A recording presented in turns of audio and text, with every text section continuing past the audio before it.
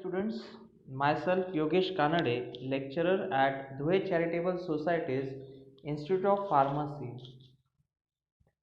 In previous lecture, we have studied about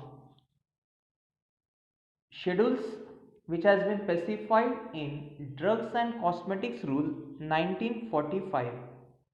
In that, we have seen Schedule A, in which list of forms has been given, Schedule B, in which fees for test to be paid by a DI, by government analysts, by DI, by custom collectors to be paid to the Central Drug Laboratory for testing or analysis of drug and cosmetics.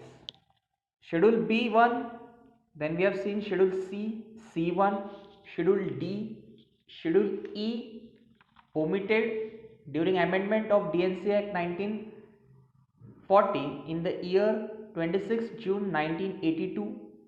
Then we have seen Schedule E1, Schedule F, Schedule F1, Schedule F2, Schedule F3, Schedule FF, Schedule G, Schedule H, Schedule H1, Schedule J.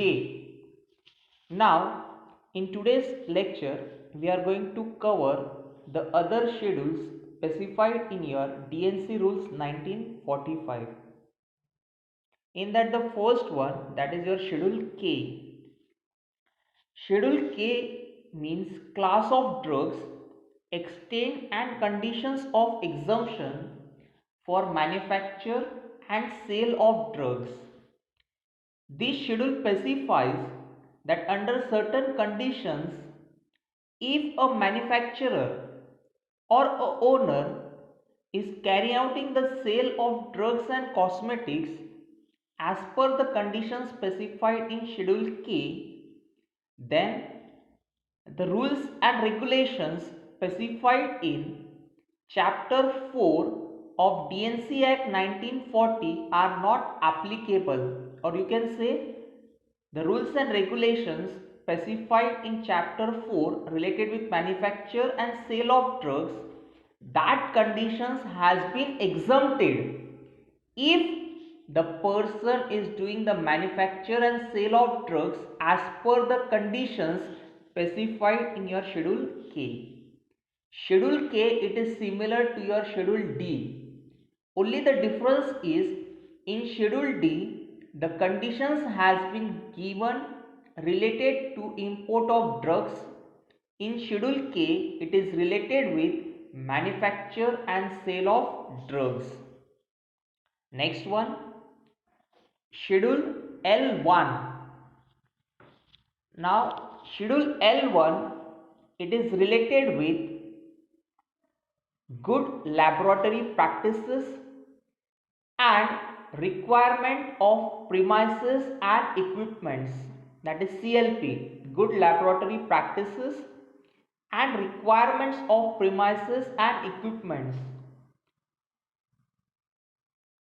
Anyone who is willing to start with an analytical laboratory where analysis and testing of drugs and cosmetics can be carried out, what are the requirements related with the premises, which instruments are essential, mandatory, what should be the size of premises, how the hygienic conditions will be maintained, what qualifications are required for technical staff, what should be the working of the laboratory, how the sample will be received, how the testing and analysis to be carried out, etc. In detail, the specifications related to the laboratory has been specified in your Schedule L1, that is good laboratory practices and requirements of premises and equipments. Then next, that is your Schedule M. Schedule M, now remember, M stands for manufacturing. M stands for manufacturing. Good manufacturing practices and requirements of premises, plant and equipment for pharmaceutical products. Now here pharmaceutical products, it is related with your allopathic system of medicines. or allopathic medicines, that is specified near Schedule M. It is specified as per routes of administration, requirements, premises, qualification of technical staffs, data to be maintained, analytical records, raw material records, etc. That is given near Schedule M. Schedule M, Roman 1, good manufacturing practices, requirement of premises, plant and equipment for homeopathic medicines. Now Schedule M, that is pharmaceutical products. Schedule M1, that is your homeopathic medicines. Schedule M, Roman 2, requirements of factory premises for manufacture of cosmetics. Now, if you want to start with the manufacturing of cosmetic, that is manufacturing industry, what shall be the requirement of premises, building, equipments, instrument, testing, quality assurance, quality control, qualifications of technical staff, etc. That is given in your Schedule M2.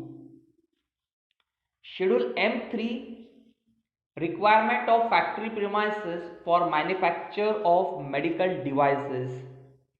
Now medical devices means, for example, your syringe, needle, then your instruments which are required for measurement of blood pressure, sugar, temperature, that is your medical devices. Their requirements related to the manufacture has been specified in your Schedule M3. Now you can easily remember Schedule M, M1, M2 and M3. M, now the content is same, only the type or the class of the drug change. In Schedule M, it is pharmaceutical products. Schedule M1, that is homeopathic medicines. Schedule M2, that is cosmetics. Schedule M3, it is related with your medical devices. Now the next one, that is your Schedule N. This Schedule N is repeatedly asked in your annual examination for a short note. What does Schedule N prescribe under DNC Rules 1945?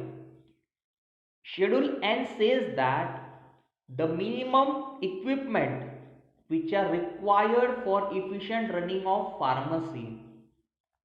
Now first of all, what is the meaning of pharmacy?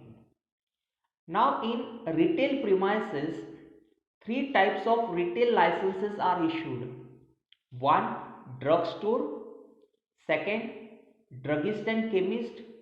And third one, that comes pharmacy.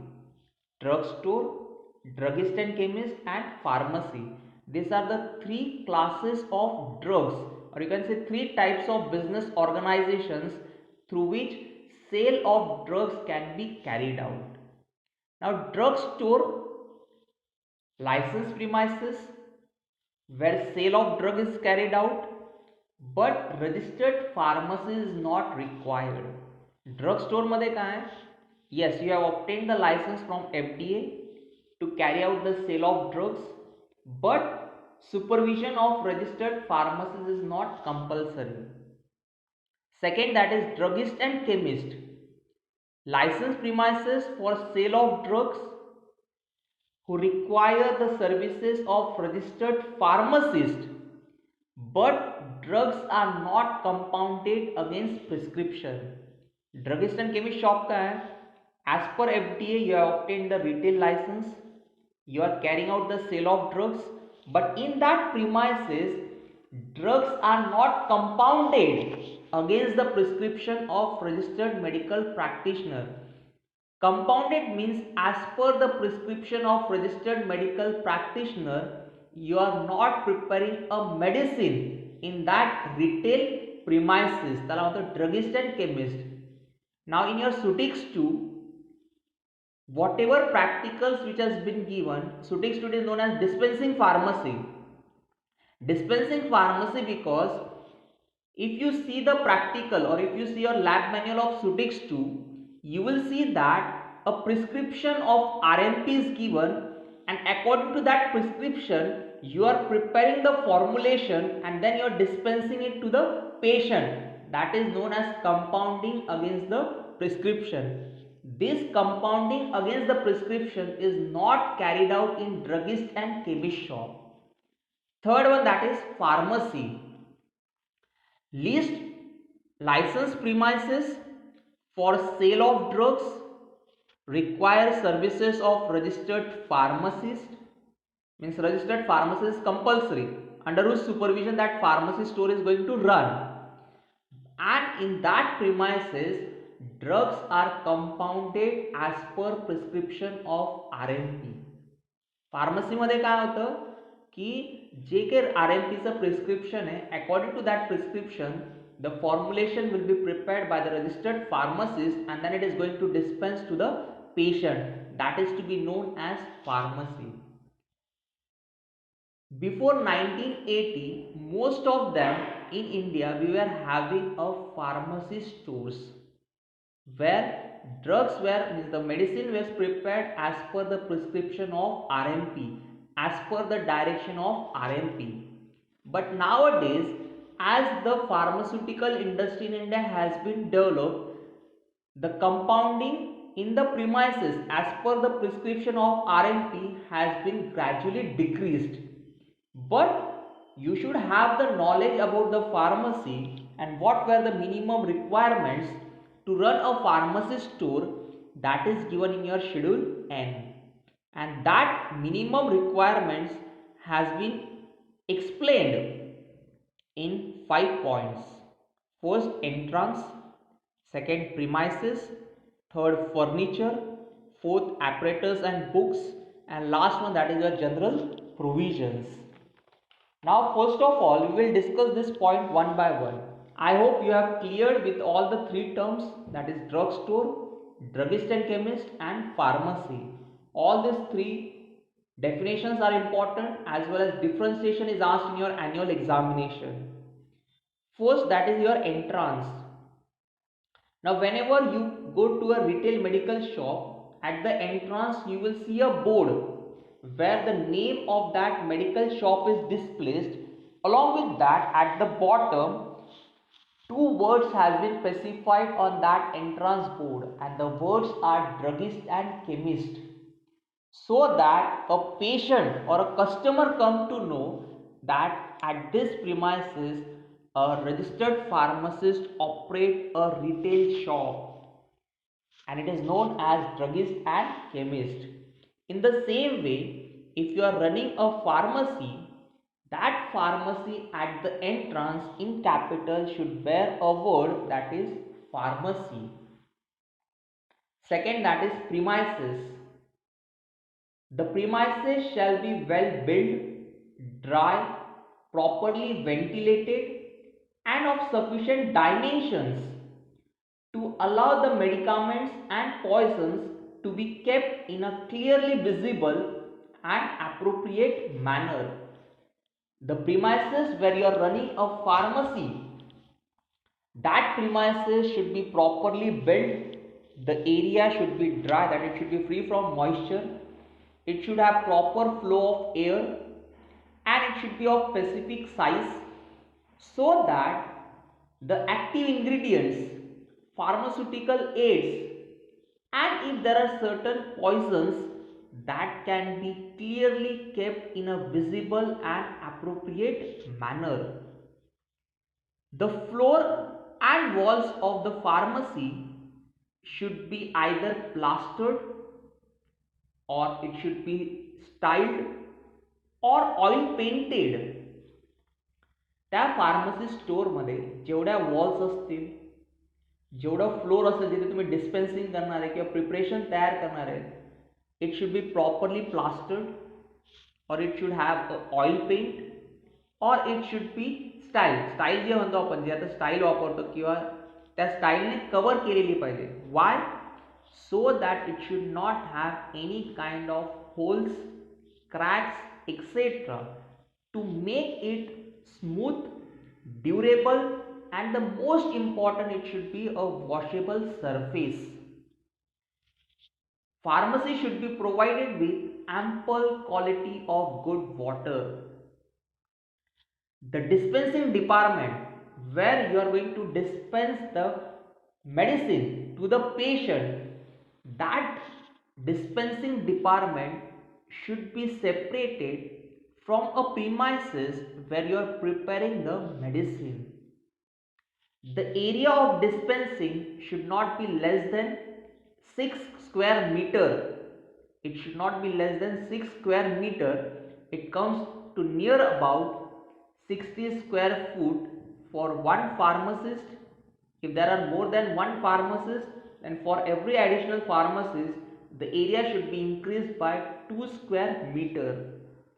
The height of the pharmacy premises should be at least 2.5 meters. That is given in your second point, that is premises. Third one, that is furniture. Furniture in your pharmacy premises should be of specific size and as per the requirements of your establishment. Drugs, chemicals or medicaments shall be kept in an appropriate room and in special container to prevent any deterioration of the contents or contents of containers kept near them. Glasses or glass containers should be of suitable size. It should be tightly closed to prevent the entry of dust or other microorganisms. A pharmacy shall have a dispensing bench. The top of the dispensing bench should be washable, and now it should be washable, therefore at the top it can be laminated with stainless steel or plastic. It should have a proper cupboard with lock and key so that the medicaments which are poison can be stored in such cupboard which has a lock and key, and at the front it should be in capital red letters on a white background. You have to write the word that is poison. Every container shall bear a label containing name of medicaments and concentrated solutions marked with the words to be diluted before use. That is your third point, that is furniture. Fourth one, apparatus and books. In your premises, you should have minimum apparatus like balance, evaporating dish, funnel, mortar and pestle, pipette, measuring cylinders, water bath, and the books to make you convenient for preparing of medicines like Indian Pharmacopoeia, Drugs and Cosmetics Act 1940 and rules thereunder 1945, Poisons Act 1919, Pharmacy Act 1948, NDPS Act 1985, Medicinal and Toilet Preparation Act 1955, etc. That is related to your apparatus and books. Last, that is general provisions. The pharmacy premises should be run under the personal supervision of a registered pharmacist. The name of registered pharmacist should be properly displayed in the premises.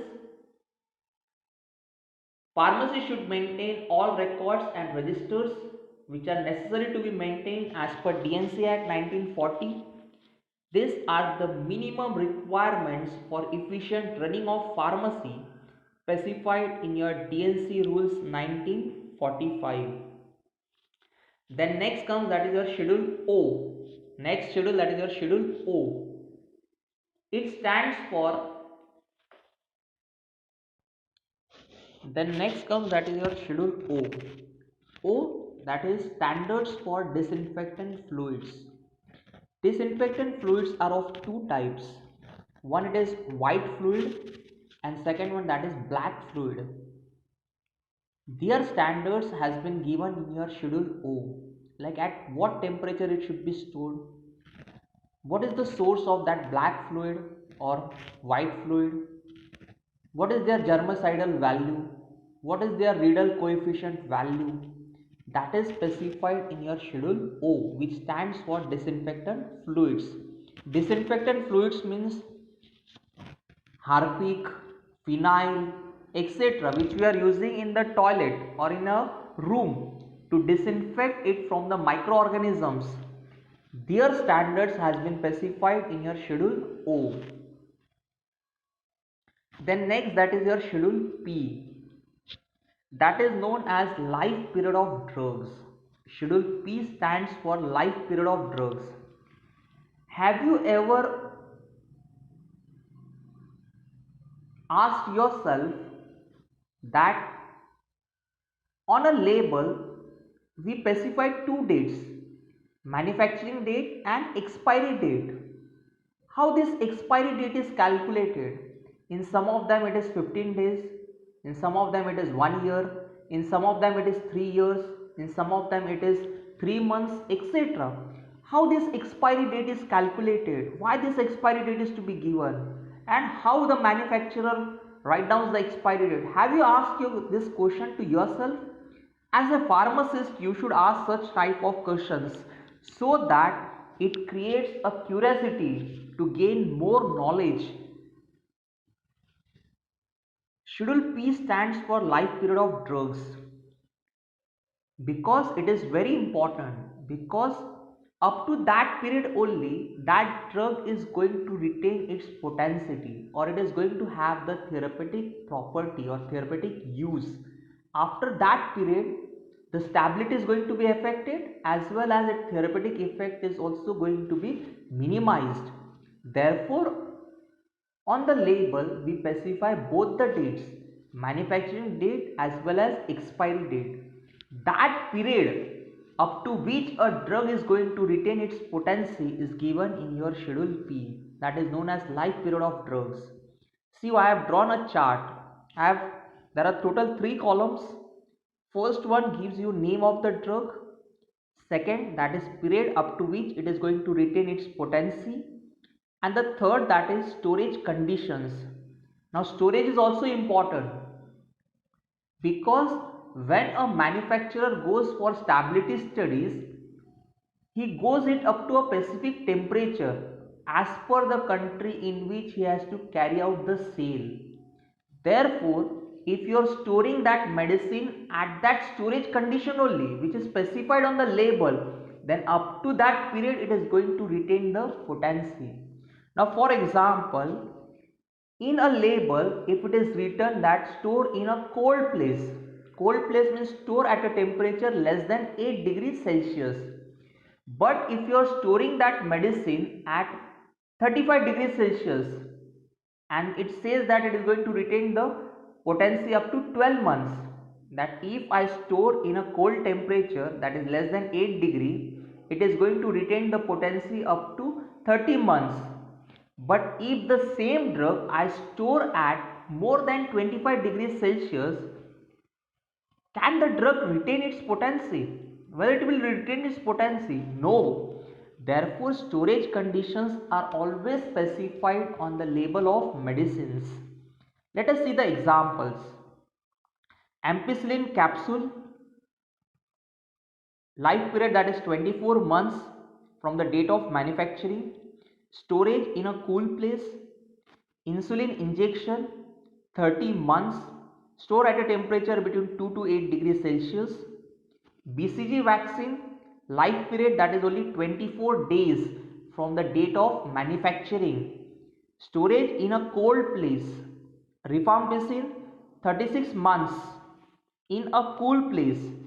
Rabies vaccine, 6 months, storage same, that is in a cold place. Cool and cold, both of them has a different temperature conditions. When it is used, that is cold place, that is less than 8 degrees Celsius. When the word cool place is used, that means at a temperature between 10 to 25 degree Celsius. This is your schedule P, which specifies about life period of drugs. Then comes, that is your schedule P1, specifies about pack sizes of drugs. Now, same way, have you asked a question to yourself that certain tablets come in a packing of 3, some come in a packing of 1, some come in a packing of 10, some in a packing of 30, liquids 10 ml, 5 ml, 30 ml, 60 ml, 250 ml, etc. How these packing sizes are decided? These packing sizes the manufacturer has to do as per your schedule P1, that is pack sizes of drugs. See here I have given you the pack sizes of certain drugs along with their dosage form. Atenolol tablet, it should have a pack size of 14 tablets. Albendazole suspension 10 ml. Isoniazid syrup maximum that is 200 ml. Vitamin A in a form of oral drops, then it should have a pack size of 7.5 ml. This is given in your schedule P1. Next, schedule Q. Now we use the tablets of yellow color, orange, pink, etc. These colors are obtained by using a coloring agents. The colors which are to be used in the manufacturing of medicines, the name of that colors are given in your schedule Q. It specifies list of dyes, colors and pigments permitted to be used in cosmetics and list of colors permitted to be used in soaps. Now we use the soaps of different colors. Girls particularly, they are very familiar with cosmetics, that is eyelashes, eyebrows, etc. They are of various types. Then your hair dye, there are of various types, etc. Which colors are to be used? Why these colors are given? Because these colors are safe when we apply the cosmetics or soaps on human body. Such colors are specified in your schedule Q. Example: Tartrazine, Amaranth, Quinoline yellow, aqueous green paste, pigment orange, citrus red, etc. These are the name of your schedule Q colors. If you see your schedule Q, it has been having a two columns. In the first column, color indexes number is given and second chemical name of that color is given. Generally these colors has been categorized into two index number, that is 1 and 2. Then next one, that is your schedule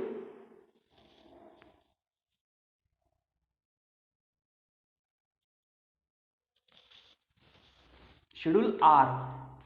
Schedule R stands for standards for condoms made up of rubber latex intended for single use and other mechanical contraceptives. The contraceptives which are used to limit the number of children or to prevent from pregnancy. The standards for this contraceptives are specified in your schedule R. For example, copper T, tubular ring, condoms, etc.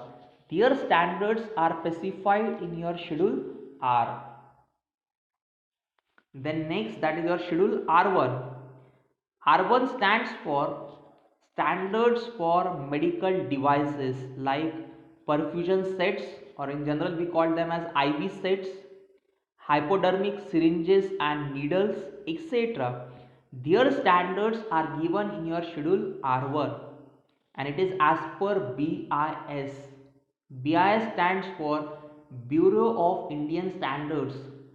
As there is a NAC, NBA, ISO, etc. In the similar way, for medical devices, BIS standards are to be followed, that is Bureau of Indian Standards for Medical Devices. Then next one, that is your schedule S. It stands for standards for cosmetics are given in your schedule S. Schedule S मध्ये काय दिलं, that is standards for cosmetics are given in your schedule S. The next one, that is your schedule T, that is good manufacturing practices, requirement of premises, plant and equipment for Ayurvedic, Siddha and Unani medicines. It is similar like your schedule M, that is if you are to do the manufacturing of Ayurvedic medicines, Unani medicines, Siddha medicines, etc. What should be the size of the building? How many rooms are required? How you are going to do the manufacturing? How much staff will be required? which instruments are to be required, which official books will be required according to their dosage form, etc. It is specified in your schedule T, that is CMP, that is good manufacturing practices, requirement of premises, plant and equipment for Ayurvedic, Siddha and Unani medicines. Then next, that is schedule TA, T dash A, form for record of utilization of raw material for Ayurveda, Siddha or Unani licensed manufacturing units during financial year. Now in schedule TA, a format has been given in which it is to be filled by a manufacturer. Details of the raw material which has been utilized in a financial year, that is from 1st April to 31st March of next year. In this financial year, whatever raw materials which has been used by a manufacturer in manufacturing of Ayurvedic, Siddha or Unani medicines, record of that raw material utilization should be specified as per the format which has been given in your schedule TA. It is as per your TA. Then next, that is your schedule U. It particulars to be shown in manufacturing records, analytical records and raw material records of drug. Now in a company, three or I can say four kind of records are maintained.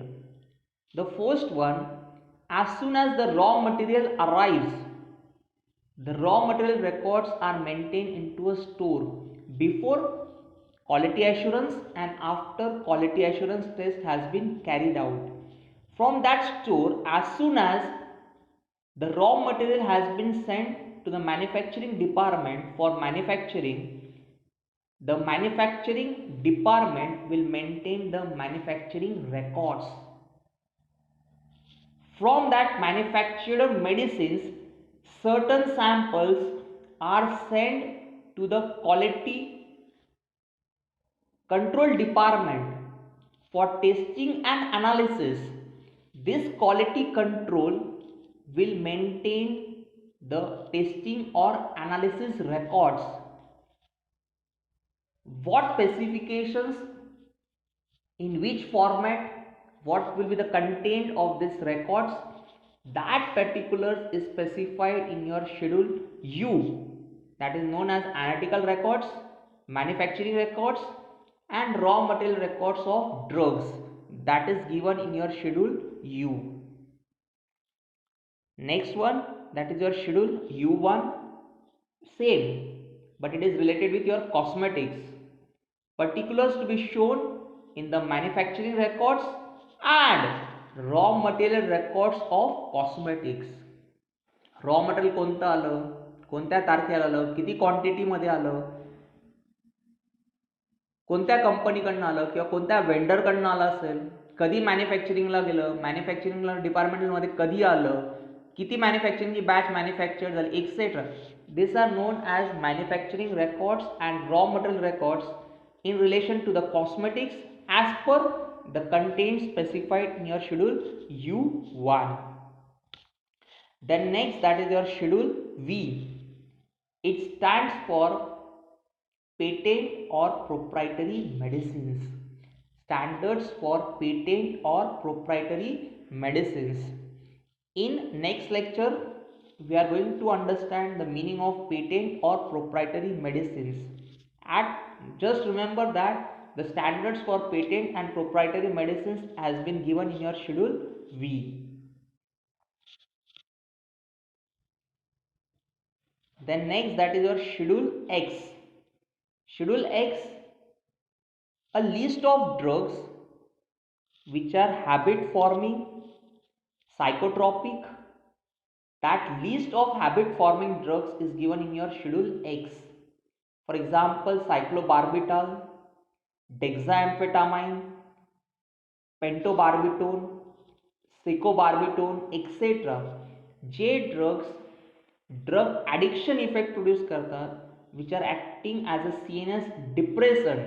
Drug abuse आहे, drug addiction liability आहे. Such drugs are specified in your Schedule X. For example, cyclobarbitone, pentobarbital, phenobarbital, methylbarbital, etc. That is your barbituric acid derivatives. Such list is given in your Schedule X. Schedule X drugs, same way, are to be sold by a retailer on the prescription of registered medical practitioner. Along with that, the retailer has to maintain a duplicate copy of prescription as a record for a period of 3 years from the date of dispensing of Schedule X drug to the patients. And last, this is your last schedule, that is your Schedule Y. It is related with clinical trials on new drugs, whether it is an imported new drug or the drug which has been manufactured in India. The clinical trials has to be carried out. The method, the process to be followed, the procedure to be followed to carry out such clinical trials is given in your Schedule Y. Nowadays, corona vaccine, Covaxin, which is manufactured by Bharat Biotech, we have come to know that they have completed only first two phases of clinical trials, while Serum Institute, that is Covishield, in combination with your Oxford University, they have completed the first all the three phases of clinical trials. Always remember that whenever a new drug comes in a market, before that, two types of studies are carried out. First, it is known as preclinical trial, and second, clinical trial. Preclinical trial is carried out on animals. Therefore, your PNT practicals are very important, because how to carry out the studies on animal, you will get a knowledge in your PNT practicals. Once the drug shows a positive results on animals, then the owner will take the permission from the government to carry out the clinical trials. This clinical trials has been divided into four phases: phase 1, phase 2, phase 3 and phase 4. In that, the patient who are suffering from that disease or disorder, they are selected, and to them this new drug is injected and the study is carried out on human beings. As soon as the proprietor will get a positive results up to clinical trial, that is phase 3, if it minimum side effects, if completed your phase 3, then the government gives the permission for manufacturing of that new drug, and after that it will come into the market. And in fourth phase, when the medicine will come into a market, it will going to be consumed by a variety of peoples. During consumption, if any major adverse or side effect is reported, then it is going to be informed to the manufacturer. He will remove that defect, and again it is going to be marketed into your market for sale and distribution. The method to undertake this clinical trial on new drugs, that is given in your Schedule Y, that is requirements and guidelines for permission to import and or manufacture of new drugs for sale or to undertake clinical trials. In today's lecture, we have started with your Schedule K and completed the last schedule, that was your Schedule Y. These are total 27 schedules to the Drugs and Cosmetic Rule 1945. Among all these schedules, the most important schedules for your examinations are Schedule A, Schedule B, Schedule C and C1, Schedule E1, G, H, H1, J, Schedule M, M1, M2, M3, Schedule N, Schedule P, P1, Schedule R, then Schedule V, Schedule X, Schedule Y. These are the most important schedules which are repeatedly asked in your examinations for 4 to 6 marks. From next lecture, we will start with the next part, that is interpretations or definitions given under DNC Act 1940. Thank you.